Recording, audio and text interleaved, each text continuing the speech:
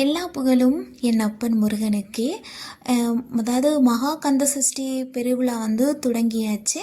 48 நாள் விரதம் நிறைய பேர் இருக்கிறாங்க. அதில் நானும் ஒரு ஆள். இது இந்த வீடியோ எப்போ எடுத்தது அப்படின்னா, 48 நாள் விரதம் தூங்கினதுக்கப்புறம் வந்த தேய்பிரை சஷ்டியில் சஷ்டி ஃபஸ்ட்டு விரதம் தேய்பிரை சஷ்டி வந்தது. அப்போ எடுத்த வீடியோ தான் இது.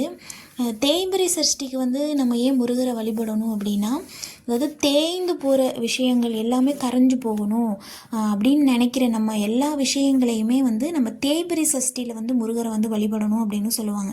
அதாவது தேய் இருந்தால் இப்போ கடன் இருந்தால் கடன் கரையணும் அப்படின்னு, மனக்கவலைகள் இருந்தால் அதுவும் அப்படியே கரைஞ்சு போகணும் அப்படின்னு, நம்முடைய பிரச்சனைகள் கரைஞ்சு போகணும் அப்படின்னு, இந்த மாதிரி கரையக்கூடிய விஷயங்கள் எல்லாமே நம்ம தேய்பிரையில் தேய்ந்து போகணும், இது எங்களுக்கு இருக்கக்கூடாது அப்படின்னு நம்ம நினைக்கிற எல்லா விஷயமே பார்த்திங்கன்னா தேய்பிரை சஷ்டியில் நம்ம விரதம் இருந்து நம்ம பூர்த்தி செய்யணும். இப்போ உடலில் ஏற்படுற நோய்கள் இது எல்லாத்துக்குமே நம்ம தேய்பிரை சஷ்டியில் தான் நம்ம வழிபடணும் அப்படின்னு சொல்லுவாங்க. இப்போ வளரணும், ஒரு தொழில் ஆரம்பிக்கிறாங்க அப்படின்னா அதில் வளரணும், பிள்ளைய நல்லா படிக்கணும் அப்படின்னா நம்ம வளர்பிறை சஷ்டியில் அந்த விரதம் இருக்கணும் அப்படிம்பாங்க. நான் தேய்பிரை சஷ்டி தான் இப்போ வழிபட்டுக்கிட்டு இருக்கேன்.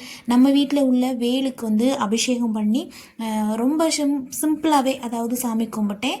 எனக்கு இந்த தேய்பிரை சஷ்டியில் முருகருக்கு சாப்பாடு செஞ்சு வச்சு சாமி கும்பிட்றது எனக்கு ரொம்ப பிடிக்கும். ஆனால் அதில் ரொம்ப தடைகள் வரும். நம்ம செய்வோமா மாட்டோமான்னு முருகர் நம்மளை ரொம்ப சோதனை பண்ணத்தான் செய்வார். மன கஷ்டங்கள் ஏற்பட தான் செய்யும். அதையெல்லாம் தாண்டி நம்ம செய்கிறோமாங்கிறது தான் ஒரு பெரிய விஷயம். அதனால் யாராவது துவங்கி இருந்தீங்க அப்படின்னா, எவ்வளோ கஷ்டங்கள் வந்தாலும் அதை நல்லபடியாக நாங்கள் முடிக்கணும் முருகா, அதுக்கான சக்தியையும் நீ தான் கொடுக்கணும். எங்களுக்கு எவ்வளோ பிரச்சனைகள் வந்தாலும் பிரச்சனைகளில் இருந்து விடுபட்டு உன்னை நாங்கள் கண்டினியூவாக நாங்கள் கும்பிட்டுக்கிட்டே இருக்கணும்னு அவர்கிட்ட தான் நம்ம பர்மிஷன் வாங்கணும். சஷ்டியிலே பார்த்திங்கன்னா 2 சஷ்டி வரும். வளர்பிறை சஷ்டி ஒன்று, தேய்பிறை சஷ்டி ஒன்று. அடுத்து மகா கந்த சஷ்டி விரதம் நம்ம ரொம்ப எல்லாருமே எதிர்பார்த்துக்கிட்டு இருக்கிற ஒரு பெரிய முருக பக்தர்கள் எல்லாருமே ரொம்ப ஆர்வமாக இருக்கிற ஒரு விஷயம் பார்த்திங்கன்னா மகா கந்த சஷ்டி விரதம் தான். அது நிறைய பேர் 48 நாள் விரதம் துவங்கியிருக்காங்க. அதில் நானும் ஒரு ஆள். இத்தனை வருஷம் நான் 7 நாள் விரதம் தான் இருந்திருக்கேன். இந்த வருஷம்தான் மகா கந்த சஷ்டி விரதத்துடைய அந்த 48 நாள் விரதம் துவங்கியிருக்கேன். சிலர் 48 நாள் விரதம் ஆரம்பித்தது தெரியாமல் கூட இருந்திருக்கலாம். சிலருக்கு அந்த ஆரம்பிக்கிற டயத்தில் ஏதாவது பிரச்சனைகள் இருந்திருக்கலாம். அப்படி இருந்தால் உங்களுக்கு 48 நாள் விரதம் இருக்கணும் அப்படின்னு நீங்கள் ஆசைப்பட்டீங்க அப்படின்னா கவலையை விட்டுருங்க. சூரசம்ஹாரம் அன்னைக்கு தான் 48 நாள் முடியணும் அப்படின்னு ஏதாவது கணக்கு இருக்கா? அது நம்ம தான் கரெக்டாக அப்படி வரணும்னு நம்மளாக ஏற்படுத்திக்கினது தான்.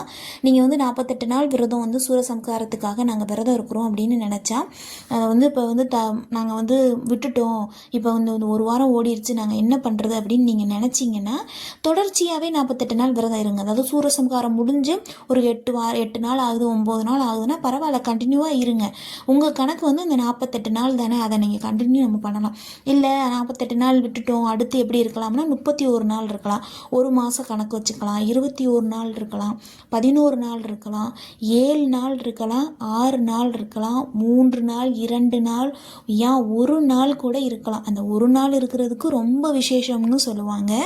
விரதங்களிலே ரொம்ப கடுமையாக இருக்கக்கூடிய விரதம்னு பார்த்திங்கன்னா மிளகு விரதம். அதாவது மகா கந்த சஷ்டி விரதத்துடைய ரொம்ப கடுமையாக இருக்கிறது மிளகு விரதம். அது உங்களால் முடியும், உங்களுடைய உடம்பு அதை ஏற்றுக்கும் அப்படின்னா நீங்கள் அந்த விரதம் இருக்கலாம். இல்லைன்னா 3 நேரமும் நல்லா சாப்பிடலாம், முருகரை பக்தியோட மனசில் நம்ம நினைக்கலாம்.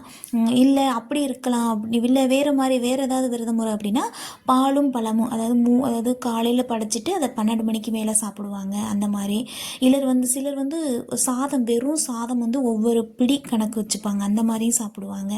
பழம் சாப்பிடுவாங்க. நைட்டு படுக்கும்போது மட்டும் பழமும் பாலும் சாப்பிட்றவங்களும் இருக்கிறாங்க. நிறைய விரத முறைகள் இருக்குது. உங்களுக்கு எது சரின்னு படுதோ, உங்கள் உடம்புக்கு எப்படி சரின்னு படுதோ அந்த மாதிரி நீங்கள் நம்ம முருகரை நல்லபடியாக கும்பிடலாம். இந்த வருஷம் நீங்கள் இப்படி நேர்ந்துக்குங்க. அடுத்த வருஷம் நாங்கள் எப்படி கும்பிடணுமோ நீங்கள் தான் அவர்கிட்ட பிரார்த்தனை வச்சுக்கணும். அந்தபடி அடுத்த வருஷம் நீங்கள் சாமி கும்பிடலாம். நம்ம வீட்டில் ரொம்ப எளிமையாக இந்த தேய்பிரை சஷ்டிக்கு ஒரு படையல் போட்டிருக்கேன். நான் இலை வாங்கிக்கிட்டு தான் போடுவேன். இன்றைக்கி நான் இலை வாங்க போக முடியல, மழை பெஞ்ச நாடி நான் போக முடியல. நம்ம வீட்டில் இது சாமிக்கு பூஜைக்குனே இந்த தட்டு வச்சுருந்தேன். அதனால் அதிலே அவருக்கு ரொம்ப சிம்பிளாக தான் பண்ணியிருந்தேன். இந்த கிழங்கு சாமிக்கு படைக்கிறது நல்லதுன்னு சொல்லுவாங்க. அதனால் அதையும் வச்சு படைச்சு வெற்றிவேல் முருகனுக்கு அரோகரா. வீடியோ பார்த்தவங்க எல்லாருக்கும் ரொம்ப நன்றி.